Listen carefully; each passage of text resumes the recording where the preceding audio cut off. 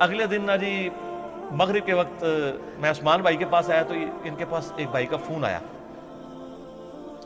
تو وہ کہنے لگے کہ جی وہ علی بھائی جو ہے نا وہ انہوں نے جو مصنف ابن ابی شیبہ سے روایت بتائی تھی نا، تو میں نے جا کے لائبریری میں دیکھی ہے، واقعی مل گئی ہے، اور وہ جو ایک حاکم کی روایت تھی نا وہ مجھے نہیں مل رہی تھی، وہ بھی مل گئی۔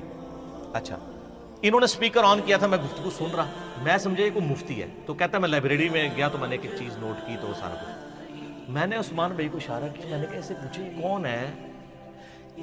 تو سر وہ کہتا ہے میں پیکو کا کام کرتا ہوں، جدو کڑھائی کرنے والے، ریڑیاں لانے والے کالج کے اسٹوڈنٹ مفتیوں کے گاٹے فٹ ہوں گے تو سر پھر وہ تو چیخیں گے نا کہ ہم نے اجماع کرنا ہے اس کے خلاف، نا تواڈے خلاف تواڈی عوام نے اجماع کرنا ہے انشاءاللہ، اور کر لیا ہے اجماع، تو آپ کے خلاف ہوا ہے۔ اچھا، تو میں نے پھر عثمان بھائی کو اشارہ کیا، اس سے پوچھو بھی تمہیں حاکم کا نام تمہارے مطلب بڑے بڑے علماء نے نہیں سنا ہوا، مصنف ابن ابی شیبہ صرف انہوں نے کہیں پڑھا ہی ہوگا کہ دیکھی نہیں ہے، یہ کتابیں تو عوام الناس کے سامنے تو کتب ستہ ہی آتی ہیں۔ وہ کہنے لگا جی میرے ایک دیوبندی مفتی دوست ہیں، ان کی لائبریری ہے، تو میں ادھر جاتا ہوں، میں ایک ایک چیز کاؤنٹر ویریفائی کرتا ہوں اور چیک کرتا ہوں، نشان لگاتا ہوں، میں اس مفتی کو بتاتا ہوں۔ تو کہتا ہے میں نے پھر انہوں نے بتایا علمی ایک لطیفہ، انہوں نے کہا کہ مفتی کہتا ہے یار یہ تو جو یہ تجھے کون بتاتا ہے؟ تو اس نے کہا کہ وہ میں انجینئر صاحب کو سنوں، کہتا وہ تو مرتد ہے۔ استغفر سیدھا انہوں ایک منٹ میرے سامنے بٹھا، اور ایک منٹ نہیں کٹ سکتا، وہ کہتا انہوں چھاڑ دے تو میرے سامنے نہیں ایک منٹ بیٹھ سکتا نا، پرانیاں گلاں، پرانے فرقے، پرانے بزرگ، یہ پرانیاں گلاں نے، اس زمانے جاہلیت میں ہوتا تھا۔ اب تو پیکو والے، ریڈیو والے، کالج کے سٹوڈنٹ، موچی، کتابیں بیچنے والے، ٹھیک ہے جی، اور مٹیریل بیچنے والے، وہ اب جناب علماء کو فٹ ہوئے میں۔ تو اس نے کہا یہ دیکھ لے حدیثیں لکھی ہوئی ہیں نا 5B میں جو لکھی ہیں کربلا کے اوپر، یہ نکل رہی ہیں کہ نہیں؟ وہ کہتا نہیں علی مرتد ہے۔ تو اس نے کہا اچھا علی تو مرتد ہے، اور علی نے جن سے حدیثیں نقل کی ہیں وہ تو اس سے بڑے مرتد ہیں۔ آئے ہائے ہائے پھکی، یہ پھکی ساری اتنے نہیں، یہ ساتھ پوری دنیا پھکی اپنے اپنے سٹائل ہی پھیل رہی ہے۔ اسی لیے ہم نے کوئی فرقہ نہیں بنایا، کوئی جماعت لانچ نہیں کی۔ مجھے بڑے لوگ ابھی مشورے دیتے ہیں کہ جی وہ ایک پلیٹ فارم سے آواز پوری دنیا میں بلند ہونی چاہیے، ایک ٹویٹر اکاؤنٹ ہو۔ میں نے کہا نا، ہر گلی میں انجینئر الگ ہونا چاہیے، ہر ملک کا انجینئر الگ ہونا چاہیے، ہر گاؤں کا انجینئر الگ ہو، وہ اپنے اپنے حلقہ اثر میں دعوت و تبلیغ کا کام کرے۔ اگر ایک پلیٹ فارم کے نیچے کریں گے تو وہ بت کھڑا ہوگا۔ ایک شخص ایسا ہے جس کے اوپر ہم اکٹھے ہو سکتے ہیں، وہ صرف نبی علیہ السلام کی ذات ہے، ما ضل صاحبکم وما غوا۔ تو آپ پوری امت کو امام اعظم محمد رسول اللہ صلی اللہ علیہ وآلہ وسلم کی ذات کے اوپر اکٹھا کریں، بجائے آپ یہ کرنے کے کہ آپ انجینئر صاحب کے اوپر کریں۔ اس لیے ہم کوئی مدرسہ یہ کام نہیں کرتے، انہی مشتوں میں رہیں، اور یہ بڑی برکت ہے۔ ہمارے محلے میں ایک دیوبندیوں کی مسجد ہے، مجھے یاد ہے جب میں نیا ریورٹ ہوا نماز شروع کی تو مجھے وہ وہاں کے عالم صاحب نے نا بازو سے پکڑ کے نا مسجد سے نکال دیا۔ یعنی پہلے تو میری عادت تھی، میں تحدیث نعمت کے طور پر بتا رہا ہوں، میں فجر سے اشراق تک مسجد میں اعتکاف کرتا تھا۔ اب تو کرتے کرتے یعنی معاملات بڑے سکڑ گئے، کیونکہ اس سے زیادہ امپورٹنٹ کام شروع ہو گیا تو مشکل ہو گیا میرے لیے۔ تو پھر میں نماز پڑھ کے نکل آتا تھا، تو بلکہ وہ میں تو آمین زیادہ اونچی بھی نہیں کہتا ہوں، میں درمیانی آمین جو سنت ہے وہ پھر بھی ان کو چپتی تھی، تو ادھر جا کے پڑھا کر یہ وہ، میں چپ کر کے سنتا رہتا تھا، میں نے مسجد نہیں چھوڑی۔ ٹھیک ہے، اس کی برکت میں آپ کو بتاؤں کیا ظاہر ہوئی ہے۔ یہ تو چاہتے ہیں آپ مسجدیں چھوڑ دیں، آج 15-20 بندے رفع الیدین کرتے ہیں، آمین کہتے ہیں، مسجد گونجتی ہے، مفتی صاحب کو کوئی وٹ نہیں چڑھتا۔ لیکن اگر میں اس وقت ایک چلا جاتا تو وہاں یہ دعوت، اس لیے میں کہتا ہوں جہاں ہیں وہاں لگے رہیں، یہ آپ کے بھائی ہیں، آپ ان تک بات پہنچائیں، پھر آپ کو اللہ تعالیٰ خود بخود ساتھی دے گا۔ پھر انہوں نے محنت کی، یار آپ لوگ ہمیں غلط بھی سمجھتے ہو، ہمارے پیچھے نمازیں کیوں پڑھتے ہو؟ تو ہمارے ایک بھائی جو لکڑی کا کام کرتے ہیں، کوئی مفتی نہیں ہے، ان کا مفتی صاحب بات یہ ہے کہ المصنف ابن ابی شیبہ میں موجود ہے۔ آئے ہائے ہائے سر، لکڑ والے نے کہنا سی المصنف ابن ابی شیبہ میں موجود ہے،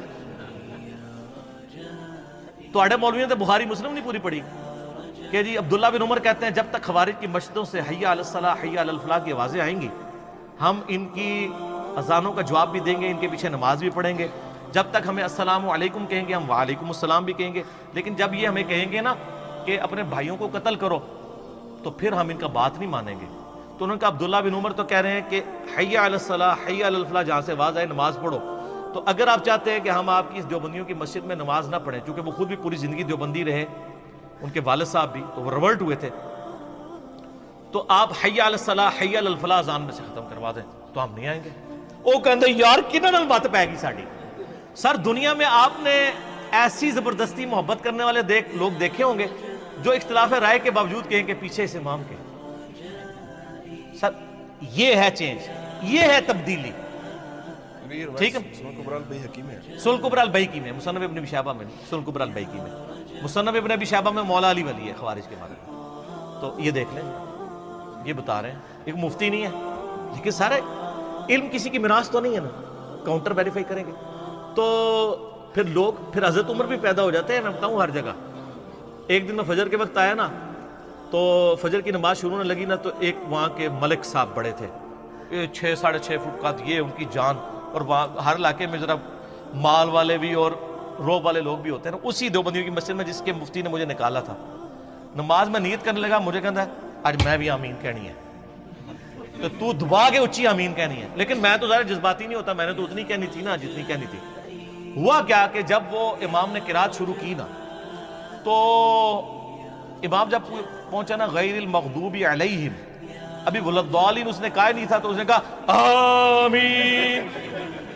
اچھا ظاہر ہے بیچارہ پہلی بار کہہ رہا تھا، وہ تو اس نیت سے کھڑا تھا کہ آج میں نے آمین اونچی کہنی. جب اس نے آمین کہا امام صاحب قرات ہی بھول گئے. انہوں نے پہلی سورت شروع کی لی لا فی قریش، وہ بھول گئے. پھر انہوں نے الم تری کیف فعل، وہ بھول گئے. گھبرا گئے. سر ان مولویوں نے کبھی سوچا تھا کہ ہمیں بھی کچھ چیلنج کرے گا اس سسٹم کو؟ یہ تو بڑے بڑے بدماش بن کے بیٹھے ہوئے تھے، یہ ان کے قلعے تھے، ان کو کون للکار سکتا تھا؟ اچھا جی، دوسری رکعت میں بھی اس نے بڑی مشکل سے، اور اس واز بالکل بیٹھ گئی جیسے وہ مردہ ہو گیا، بالکل قرات بھی بھول گیا. الحمدللہ رب العالمین الرحمن، اس طرح اس نے قرات کی. اچھا یار جیسے کوئی ہارٹ فیل ہو جاتا ہے، کسی کو ہارٹ اٹیک ہو جاتا ہے. اچھا اب میں نے کہا یا اللہ مارے گے، آج میری شامت آ جانی ہے.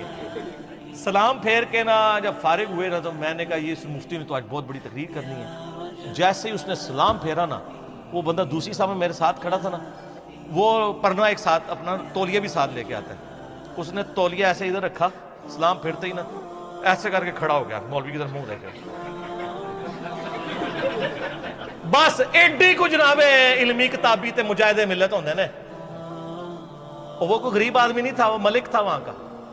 اس نے اشارہ بھی کیا بول، تو نہ پھر وہ حدیث بول سکیا نہ کوئی گل، چپ ہی کر گیا. اس نے ٹاپک ہی نہیں ڈسکس کیا. وہ دن آج کا دن مسئلہ فتنہ ختم ہو گیا.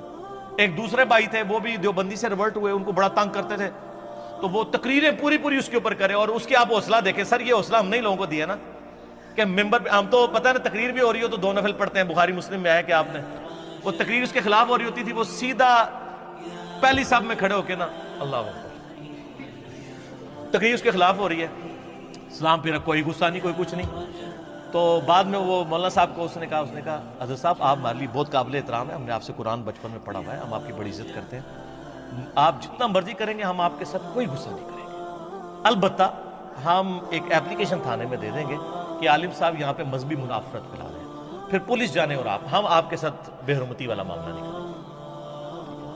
یہ تو اللہ کا فضل ہے، یہ رد الفساد اور ضرب عضب شروع ہوا ہے تو جو دہشت گرد مولوی ہیں ان کے فتنوں سے ہم جیسے جو بیچارے انوسینٹ لوگ ہیں نا وہ محفوظ ہیں. ادروائز تو مصیبت کھڑی ہو جاتی ہے. اللہ سے دعا کریں کہ اللہ تعالیٰ یعنی اس ملک کو مزید یعنی استحکام کی طرف لے کے جائے اور یہاں پہ رول آف لا ہو، جوڈیشری کی حکمرانی ہو، کوئی فوجی لیڈر، کوئی ایجنسی کا لیڈر، کوئی پولیٹیکل لیڈر عدلیہ سے اوپر نہ ہو، سب عدلیہ کو اکاؤنٹیبل ہوں اور دلائل اور شواہد کی بنیاد کے اوپر یہ کام نہ ہو جو کچھ ساہیوال کے اندر ہوا ہے، بلکہ جو بندہ ڈیزرو کرتا ہے عدالت میں پروڈیوس کر کے عدالت سزائیں دے. رول آف لا یہ ہے، یہ انصاف کا نظام، یہ وہ نظام ہے جو اللہ نے اپنی کتابوں کے ذریعے، اپنے نبیوں کے ذریعے جو ہے وہ عوام الناس تک پہنچایا.